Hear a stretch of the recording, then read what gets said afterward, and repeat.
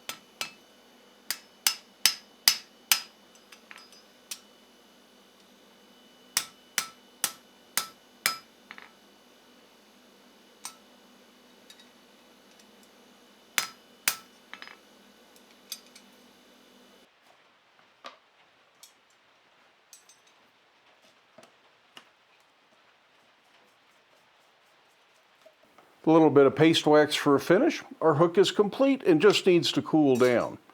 I'm not sure if I had any real expectations for what this hook was going to look like. I had that piece of 1/2-inch bar with a point on one end, thought, can I get 2 hooks out of this, put a leaf on them?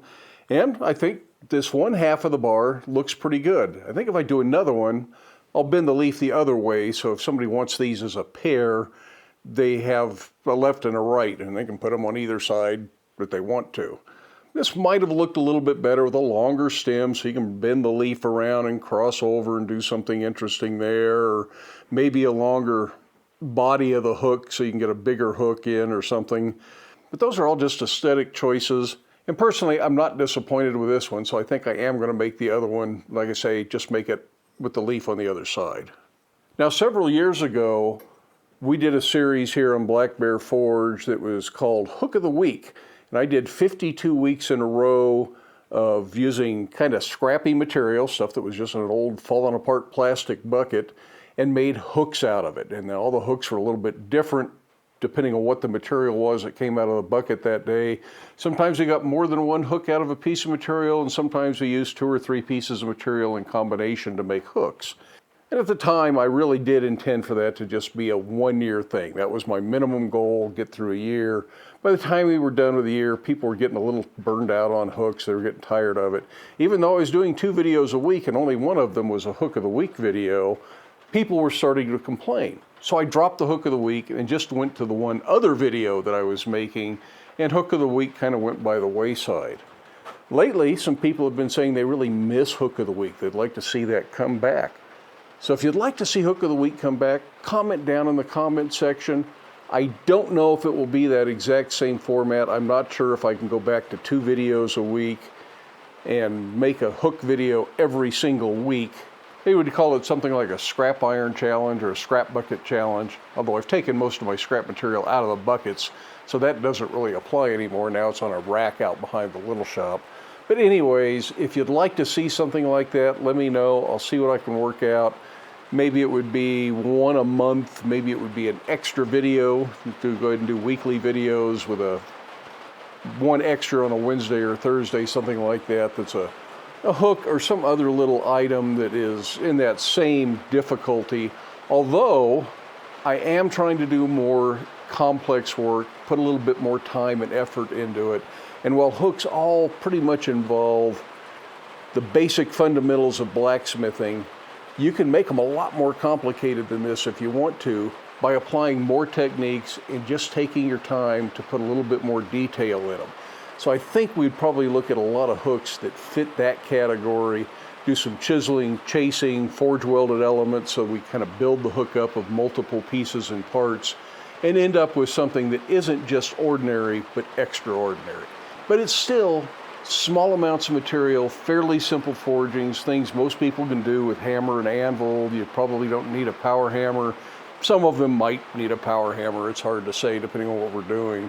But we're still talking about 50 cents or dollars worth of materials, and in most cases, less than 1 day's worth of work. If you have a good name for a series like that, let me know down there in the comments section. I'd like to take this opportunity to thank everybody for watching the videos, supporting the channel here at Black Bear Forge, with a special thanks to the channel members and Patreon patrons who provide financial support for the videos so that I can afford to explore these interesting ideas instead of just making product for paying customers. I really appreciate that. It really helps make these videos possible. But for everybody, I hope you have time in your day to get out to your shop, make something, stay safe, wear your safety glasses. We'll see you for the next video.